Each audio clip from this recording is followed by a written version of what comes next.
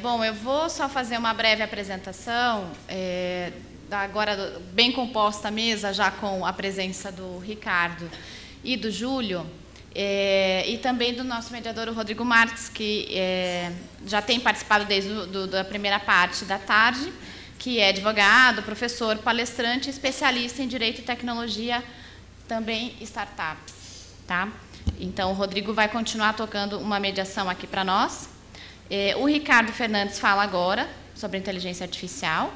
Ele é professor da Faculdade de Direito da UNB, tá? Sócio fundador do Legal Labs e pós-doc no Codex em Stanford. O Júlio Trescente acabou de chegar aqui também, vai falar sobre jurimetria, que é diretor da Associação Brasileira de Jurimetria e presidente do Conselho Regional de Estatística da Terceira Região. Então, bem composta a mesa, eu passo a palavra ao Ricardo para início da palestra sobre inteligência artificial. Obrigada. Som. Obrigado, Gisele. Boa tarde aos guerreiros e as guerreiras que ficaram, as guerreiras e os guerreiros que ficaram aí até o meio, né? Ainda temos mais 2 palestras. Eu vou tentar passar o recado do que a gente está fazendo, tentando ser um pouco didático com vocês. Está deformado o slide. Eu trabalho com Mac, toda vez que eu mando, ele fica assim. Então, eu faço tudo bonitinho e depois fica tudo deformado. Eu, às vezes, mando também PDF, mas acho que não precisa trocar, não. Me desculpem aí pela formação ali. Pessoal, o que acontece? Assim, eu comecei a trabalhar com startups há um tempo, né? Eu falei um pouquinho ali mais cedo. E aí eu falei, pô, o que é mais disruptivo que existe no país em 2016? De tecnologia para aplicação na nossa área, na área jurídica. Até então eu era um advogado, gostava muito de advogado, minha área era tributária. Eu falei, pô, o que eu conseguiria fazer, etc. Esse problema de justiça, dei aula de processo civil há muito tempo, esse problema de justiça atolando nossa área, algum colega falou, alguma colega, acho que lá atrás, perguntou, como é que a gente resolve os 100 milhões de processos? Uma das portas ali, uma das resoluções é Online Dispute Resolution, também mediação e conciliação real, física, né? Alterações legislativas, passa por alterações legislativas, e a gente acredita, tanto na universidade quanto na empresa, que passa também por aplicação de IA para processos repetitivos, de inteligência artificial para processos repetitivos. Então, pulei. E o que a gente pensou no começo, né? Tá, como é que a gente pega o cenário jurídico brasileiro e como a gente aplica essa tecnologia? No começo, a gente, e cadê esse engenheiro de inteligência artificial? Então, a gente teve que formar essas pessoas, de buscar essas pessoas onde eles estavam, para chegar na pontinha ali. A gente trabalha com NLP, Natural Language Processing, trabalha também com... A análise de sentimentos é uma parte ali, eu botei separado, mas para falar o defiro, indefiro, né? Essa é uma análise de sentimentos. Uma das redes neurais que a gente trabalha, que aí no Deep Learning, é LSTM, Long Short Term Memory, que busca as relações, dá peso para as relações de proximidade e distância entre as palavras, né?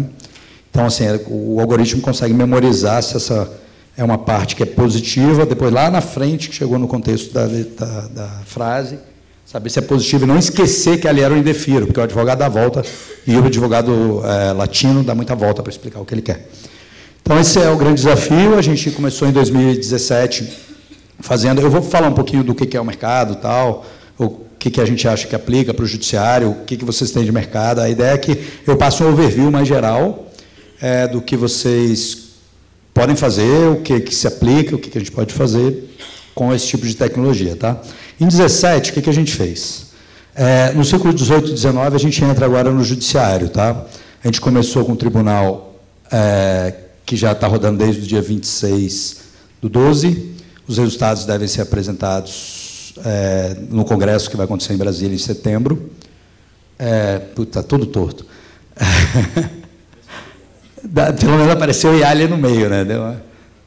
Pessoal, então, assim, o que a gente fez de começo, né? Por que, primeiro, inteligência artificial? Por que utilizar essa tecnologia? A gente viu a doutora Amanda falando de blockchain, que é um outro tipo de tecnologia com diversas aplicações, e a gente está vendo, quando a gente começou em 16, ninguém falava de IA para o mundo jurídico, quase ninguém. Assim. Eu fui para Stanford em, acho que fevereiro de 2017. Ainda pouca gente falava. Agora a gente vê a Veja, vê todo mundo falando, o Fórum de Davos, né? Acho que é isso, assim que se pronuncia, discutindo o impacto dessa tecnologia, que é extremamente potente na disrupção em relação à atividade humana, porque agora as escolhas saem do humano em algumas atividades um pouco mais simples. E a próxima fase, em atividades um pouco mais complexas. E a próxima fase, assim vai.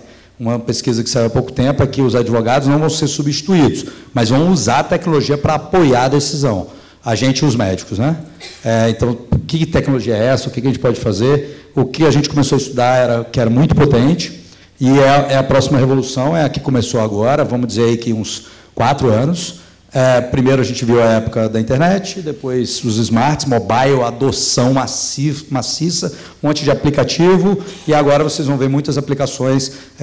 Quem já tem o iPhone 10 já vê também aquilo de verificar o rosto. A loja da Amazon, que aconteceu agora, que foi informado agora, né, acho que 1 mês e meio, é uma loja que você entra, você só habilita no aplicativo e as imagens todas processadas e também sua habilitação inicial, conseguem perceber o que você pegou. Se você não desistiu, você devolve. A IA, a inteligência artificial, já processando essa gama de imagens muito grande. E a Amazon hoje se torna uma empresa que está entrando cada vez mais com a inteligência artificial, deixando para trás o Watson e companhia. Pelo menos assim eu acredito. Tá? Aqui no Brasil, a gente não está vendo muito aplicações, mais nos Estados Unidos, no Reino Unido, 34 startups de inteligência artificial lá, e as empresas começam a adotar. Microsoft, essas grandes já estão começando o trabalho. E o mercado jurídico? A gente ainda acha que é um oceano azul, ainda tem pouca adoção de inteligência artificial, principalmente para as áreas onde tem muitos dados, que aí a gente fala um pouco mais de aprendizado profundo, mas cadê o engenheiro de inteligência artificial e cadê essas pessoas no mercado? O que a gente tinha que fazer ali foi juntar essas pessoas. Então, na universidade, assim, aconselhando vocês que, de repente, vão querer aplicar isso no seu escritório, em algum lugar, procure os engenheiros das universidades onde eles estão. Eu sei que o Júlio é um estatístico, também trabalha com R, pelo que eu ouvi falar, né, Júlio? E que já utiliza um pouco de tecnologia que pode auxiliar os escritórios. A tomada de decisão, o Vitor falou aqui de manhã, a tomada de decisão era auxiliada pelo BI. Agora, nessa fase que a gente está caminhando, é assim, imagine se você tivesse uma sugestão de peça. Imagine se você tivesse uma sugestão de decisão. A gente criou a doutora Luzia, foi uma primeira aplicação de inteligência artificial ao mundo do direito para tomada de decisão. O advogado é necessário, porque ele precisa revisar tudo o que é feito, mas a tomada de decisão de escolher as petições na execução fiscal. Então, a gente construiu isso com a equipe de engenheiros de inteligência artificial, engenheiro de produção, cientista de dados, pesquisadores, juristas. Essa equipe hoje a gente está hoje com 17 pessoas. No trabalho do tribunal, a gente está a universidade junta, então não é só a empresa, é empresa e universidade. E aí são 31 pessoas trabalhando juntos para tentar soltar o trabalho. Então, a gente foi o primeiro a conseguir fazer essa petição, gerar as petições, as aplicações. Então, vamos lá, eu quero botar no meu escritório que eu quero ficar sentado na sala de reunião, botando o cliente para dentro e a inteligência artificial faça o meu trabalho. É assim que já acontece? Não, a gente está no começo dessa tecnologia, tá? Para aplicação no mercado jurídico. Como é que é possível hoje você treinar a máquina para que ela possa aprender? Um escritório com 1000 processos consegue fazer a máquina escolher a petição? Não, eu até joguei ali aquela pergunta para o Bruno para dizer, olha, que tipo de aplicação o escritório que tem 1000 processos pode utilizar? Existem 2 empresas, a Lint é uma e a... Agora esqueci a outra. Mas que ajuda o advogado a ter na mão ali aqueles argumentos, tá? Até o final da palestra eu prometo que eu tento lembrar. A Netlex. São 2 que eu já digo para vocês, olha, isso aí você pode utilizar, você tem 1000 processos, 1500, você tem 1000 contratos, 1500, ele vai te ajudar a compor aqueles contratos, se você não quiser deixar ele pronto. Ele vai te ajudar a compor aquelas peças, vai deixar ele pronto. O que a gente fez foi escolher a peça. A máquina tem que tomar a decisão diante daquele cenário que foi apresentado. Então, a gente só aplica para quem tem muito processo, tá? Que são muitos e muitos processos? Pô, pelo menos 50 mil processos parecidos entre si, ou de mesma natureza, ou parecido em termos de procedimento. Tá, 50 mil processos é possível aplicar IA? É. Um trabalho que a gente começou, a gente está trabalhando nesse projeto do tribunal, com 200 mil processos para base de treinamento. São 4 teras de dados, muita imagem, muito OCR, que é passar a transformação da imagem em texto. Então, a gente precisa de muito dado, tá? Muito mesmo. Que é a segunda parte, e outra que sejam tarefas repetitivas. Eu conversava agora de manhã com um gestor de um tribunal que ele dizia, olha, eu quero botar isso para o mais complexo. Eu quero pegar as execuções fiscais, que é uma área que a gente já atua, quero pegar as execuções fiscais e eu quero pegar aqueles grandes devedores que estão fazendo fraude no sistema financeiro e eu quero que a máquina pegue isso e dê uma decisão pronta para o meu juiz e ele só assina digitalmente. Dá para fazer, Ricardo? Falei, cara, 2, 3 anos, investimento, calculei assim, 1 bilhão, é brincadeira. Mas não dá para fazer com a tecnologia que a gente tem hoje ainda. A gente vai galgar mais uma etapa esse ano, a gente e outras empresas vão galgar outras etapas no ano que vem, e a gente vai caminhando para isso, tá? Para que o auxílio à decisão do magistrado esteja pronto aí, talvez daqui a 2 anos, 3 anos. O que isso impacta na vida de vocês? A velocidade de tramitação dos processos, tá? Ó, a gente está com 100 milhões, né? Ah, tá, só falar um pouquinho aí de como a gente aplicou primeiro. Já estava indo para o judiciário. Primeiro, a gente escolheu, no desenho do escopo do projeto, a gente, tá, beleza, a gente tem uma empresa e a gente quer aplicar IA, beleza, para onde que a gente vai, né? Eu fui um dos que desenhou essa ideia inicial, eu estava em Stanford ainda, quando falava com os professores lá, com as pessoas que eu conhecia, eles não entendem o mercado brasileiro, eu falei, cara, não vai sair daqui. Eu tenho que voltar no Brasil, pensar, raciocinar, e a equipe juntou e a gente conseguiu sair no final do túnel. O que a gente pegou? O problema das execuções fiscais. O Tribunal de Justiça de São Paulo são 14 milhões de execuções. Tribunal de Justiça do Rio, 6 milhões de execuções. Brasil, 32 a 35 milhões de execuções fiscais. É a tarefa mais repetitiva, que é um trabalho bem, quem advoga do outro lado da execução fiscal. Deixa eu só perguntar, aqui tem só advogado? Todo mundo é advogado? Quem é de desenvolvimento, empresas de tecnologia? Tem algumas. Tribunal, tem? Procuradoria do Estado? Então, pelo menos vamos saber ali o que era a execução fiscal ali. Problema extremamente repetitivo que é cara crachá, modelo para todo lado. E o juiz também modelo para todo lado. Isso acontece em algumas litigações de massa em previdenciário, acho que alguma colega aí é previdenciário, que falaram ali mais cedo. Tem algumas demandas que são muito massivas. O melhor é desjudicializar, né, pessoal? O melhor é que a gente não precise do judiciário, que faça o acordo e que o Estado pague o que deve, né? Isso é o ideal. Mas, se isso não acontece, como é que a gente faz, então? E as pessoas também, no caso, se a economia estiver mais forte, é passível de aplicar. Eu não estou contando meu tempo. Você está contando? Quais os benefícios, né? Assim, a primeira coisa, assim, quando a gente fala de serviço público, aí tem outras aplicações. Pensa, ó, eu falei de 14 milhões de execuções. Agora vamos pensar em outras áreas que são julgamento, mas que não são bem jurídicos, quer dizer, são julgamentos administrativos, tá? Governo. Imagina quantas aposentadorias tem hoje pendentes. Muito ou pouca, galera? 30 mil só em Curitiba. Tá. Pronto, então demanda de volume grande de processo. O INSS recebe, a informação que eu tenho, 8 milhões de processos, acho que é por mês. De pedidos, não só de aposentadoria, mas de pedidos de diversas demandas. Multa. Aí ferrou para todo mundo, né? Melhor não bota algoritmo lá para processar multa mais rápido, não, que eu vou perder minha carteira, que eu tomei uma ontem, né? Fui pego, não. Não é essa a ideia, pessoal. A ideia é que você processe mais rápido esse tipo de informação. Então, os servidores fazendo esse trabalho de cara crachá, ele está desmotivado, ele já passou no serviço público há 10 anos, ele já faz a mesma coisa, ele já não tem, como vocês do privado, seja empresa, seja advogado, né, uma atividade privada, que você tem que correr atrás todo dia do pão e você não tem aquela motivação tão grande. Então, eles ficam desmotivados com a atuação não estratégica, sim. Tá? Aumento da arrecadação do Estado, automação do fluxo, diminuição do custo da operação mesmo. Eu acredito que a atividade humana, eu realmente acredito nisso, precisa ser para tarefas que realmente deem alguma vontade da gente trabalhar, que dê alguma visão estratégica do todo, que dê alguma motivação mesmo. Pô, eu vou lá hoje, só que eu não sei se eu vou conseguir aquele desafio. Pô, vai ser legal, que eu preciso... Assim, esse desafio para o ser humano nos deixa vivos, motivados, etc. Se a gente não tem isso, é difícil. Então, principalmente olhar para as pessoas, né? Muito processo, pouco servidor, a massa, o Estado não consegue arrecadar, o juiz não consegue ajudar muito nisso, 60, 80 servidores em cada vara, no caso de execuções fiscais. Aí a gente, bora lá, vamos embora construir isso aí.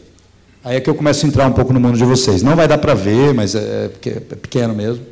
E aí a gente começou a fazer. Ali é o CITES, aquela primeira bolinha, e vai até o artigo 40, que é a UTI do processo de execução fiscal. Tá?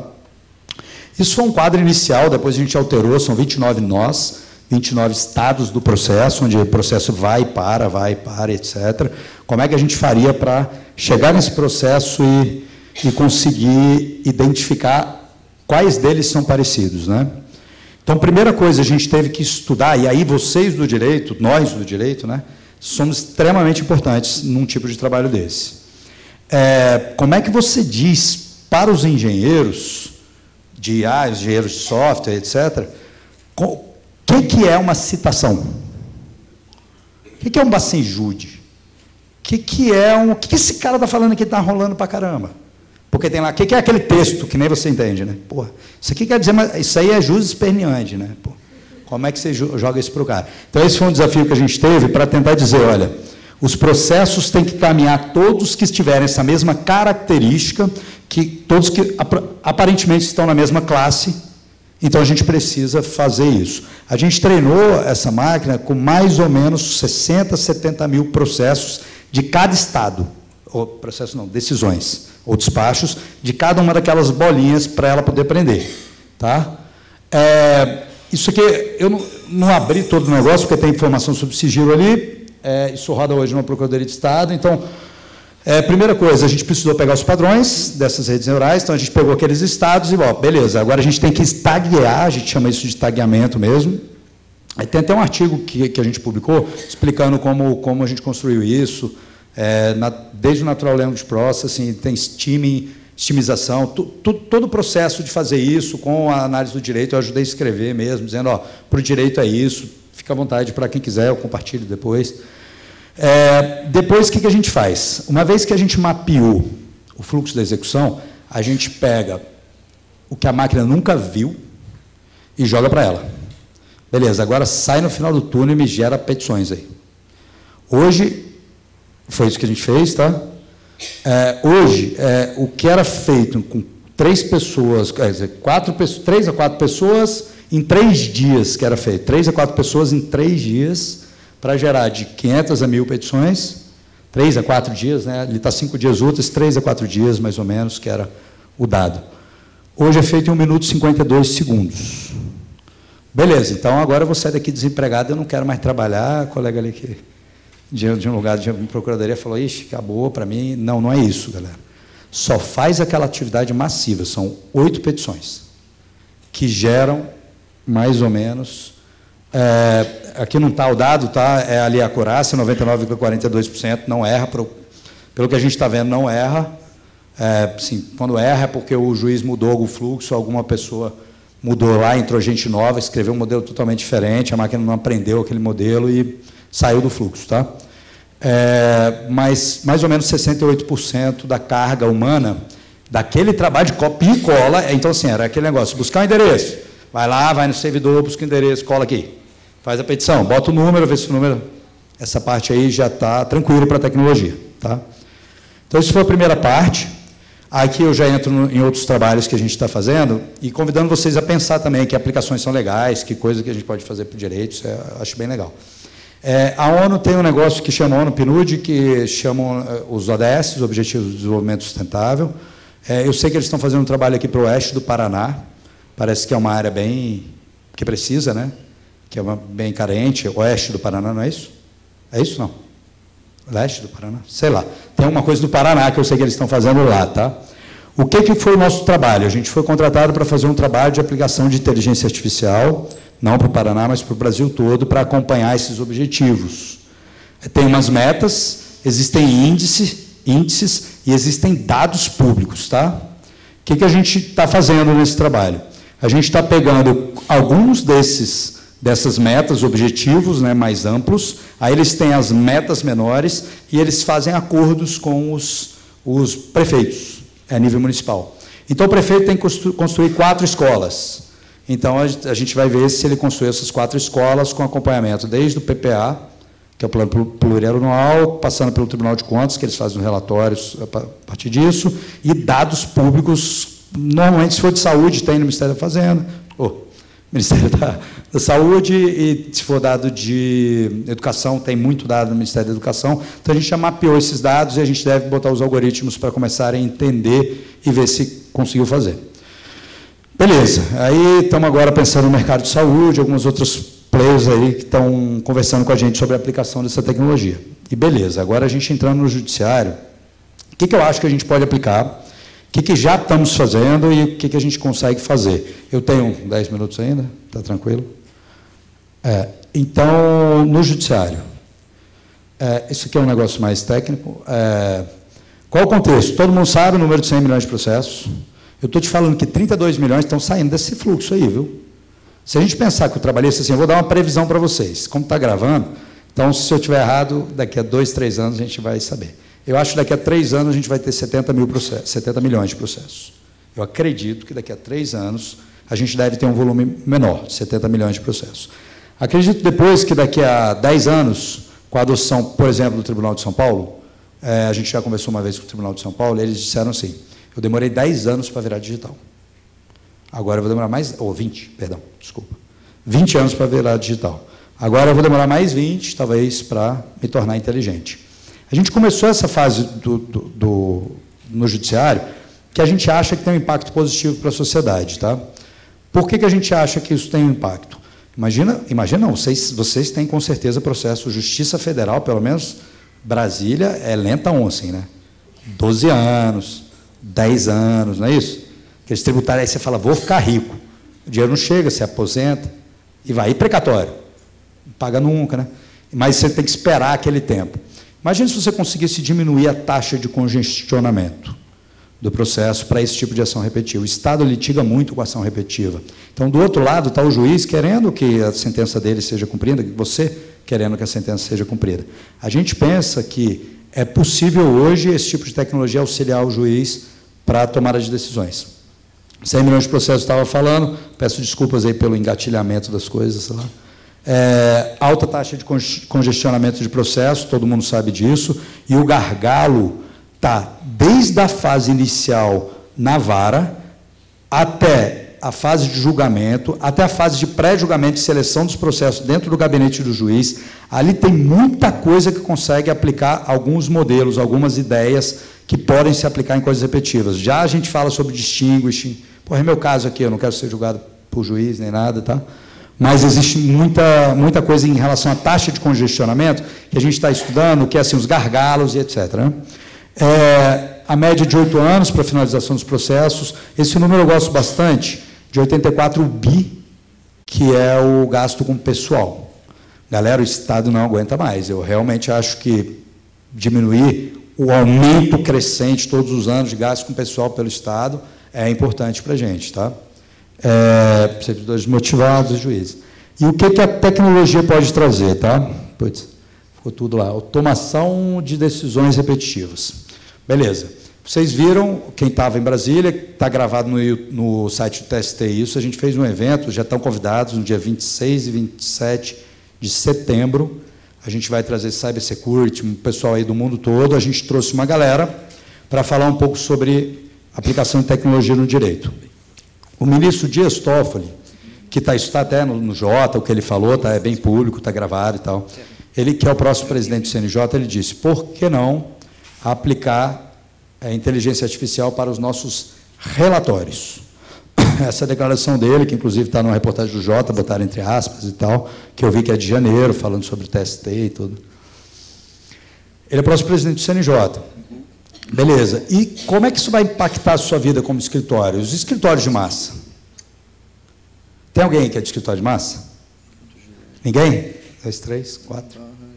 Pensa só. década de 90, 400 mil processos, 88, 400 mil processos, 98, 6, 7 milhões de processos, 2008, batendo 70 milhões de processos, 2015, combatemos 100 milhões e agora está empatado.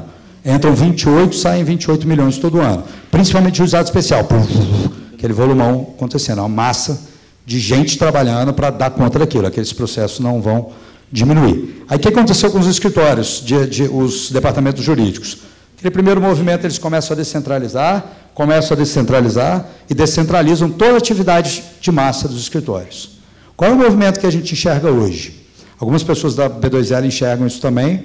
Eu acredito fielmente que a adoção da tecnologia eu conheço alguns departamentos jurídicos que estão começando a olhar para isso, é voltar para o departamento jurídico e esse mercado ser modificado um pouco. Eles vão achatar o preço do valor por processo, ou que vai obrigar os escritórios a irem, ou vão retomar algumas atividades. Eu sei que o Itaú está utilizando isso, Santander começou a olhar, essa tecnologia estão fazendo internamente, o Itaú tem 400 engenheiros, estão fazendo internamente muita coisa já, eles falaram isso também em palestra, que a gente estava junto, e outras que a gente viu depois. Então, a gente acha que é possível aplicar isso. Tá? E o caminhando um pouco para o final, eu quero falar um pouco sobre que oportunidades que vocês têm. Então, no judiciário, o que a gente está vendo? Alguns tribunais já estão olhando para uma tecnologia de ponta, que aí, aplicada totalmente ao direito, consegue dar uma vazão maior. Os escritórios teriam que se preparar um pouco para isso. Então, o que eu venho dizer para vocês? Se, de repente, você é um escritório que tem lá um volume de processos menor, mas se você tem lá 5 advogados, 8 advogados, isso eles dão conta, imagina que daqui a 2, 4 anos, mesmo aumentando o seu volume, você vai precisar fazer uma cadeia de adoção ali de tecnologias mais simples, para poder dar conta daquele recado, porque acredito que vai aumentar um pouquinho a velocidade. Então, se você começar hoje, essas tecnologias são bem baratas, que eu te falei, Lint, Netlex, e tem outras, tá? No site da B2L tem várias. Se você começa a adotar isso agora, você já deixa o teu pessoal que está entrando, estagiário, etc., já sabendo utilizar esse tipo de tecnologia para ganhar produtividade no seu escritório. Então, isso pode ser legal para vocês. Então, o primeiro conselho que eu dou para vocês é, nessa nova adoção de tecnologia, comece a adotar você também, para que você se prepare a dar essas respostas quando o judiciário vier. A segunda coisa que eu queria dizer para vocês é, não tenham medo, tá, pessoal? Nossa atividade vai mudar e a gente é o estratégico. A máquina só faz o que a colega falou de manhã, a Graziele, a máquina só faz o que você ensina para ela fazer. Ela não sabe fazer o distinguishing. Eu prometi para vocês que você ia fazer o distinguishing. Como é que você vai fazer? Nós, no Brasil, pelo menos, eu conheço mais a realidade de Brasília, né? Tribunais superiores, embargos auriculares, aquele negócio todo. Conheço a realidade ali. Mas tem tribunal de primeira instância lá também, tá? Esse a Magrão não faz. Como é que a gente vê? Beleza, tirar da fila do papel, mostrar que o seu processo é diferente dos outros, mostrar que o seu processo tem prioridade. Tudo isso é atividade do advogado. Porque no final da ponta ali, você tem um juiz que é humano. Você tem uma pessoa advogado que é humano, que está normalmente litigando processos que são de humanos. É gente ali, é vida das pessoas, é o sonho das pessoas. E o que você diz para aquelas pessoas? Você liga para call center e você fica feliz? Não fica. Você quer, putz, essa máquina de novo aí, que merda. Você aperta o 0, né? Para ver se te transfere logo para alguma pessoa, né? Mais ou menos assim. Então, vai precisar muito do advogado para esse aconselhamento. O que vai acontecer, e aí puxando um pouco da palestra do Vitor, a gente já tem hoje tecnologia, jurimetria, jogando já a bola para eles. 5? Já estou finalizando. Jogando a bola já para o Júlio, jurimetria, você consegue calcular a estatística dos processos. Então, tem muita oportunidade para você utilizar todas as tecnologias existentes para tomada de decisão. É só um mundo novo, galera. É só algo assim que a gente tem que olhar, tem que tomar cuidado. E tem algumas outras coisas também. O distinguish é uma delas, o atendimento ao cliente é outra. E, para finalizar, começa a surgir uma discussão que a gente deve ter. Tem um negócio que é na tecnologia que chama backpropagation. É tipo assim, a criança aprende com erro. A máquina também. Você diz para ela, esse aqui é um exemplo que você categorizou como sendo um exemplo positivo dessa classe. Aí ela, então isso aqui não é. Ela repropaga o erro para a rede inteira de dados e recalcula aquilo para que aquilo entre como um exemplo negativo. Igual a criança, fala, não faz, ela aprende com aquele não. Né? A máquina é a mesma coisa. Teve um cara que a gente trouxe para o Brasil, que é da Cornell University, ele falou, cara, a gente aqui nos Estados Unidos está meio que sem saber o que fazer em relação ao backpropagation, porque a gente não sabe o que essas derivadas, como é que essas derivadas calculam. E aí, daí, como é que fica a responsabilidade civil nisso? E se o judiciário errar? E se o judiciário errar a sua decisão? Como é que fica a responsabilidade civil? Tudo bem, o juiz não é, mas e a máquina erra? Então, fica essas questões aí para a gente debater. E, como eu tinha 5, esse aqui não saiu com o meu nome é Ricardo Fernandes, eu estou aí disponível, quem quiser trocar cartão, a gente fala aí. Obrigado, galera.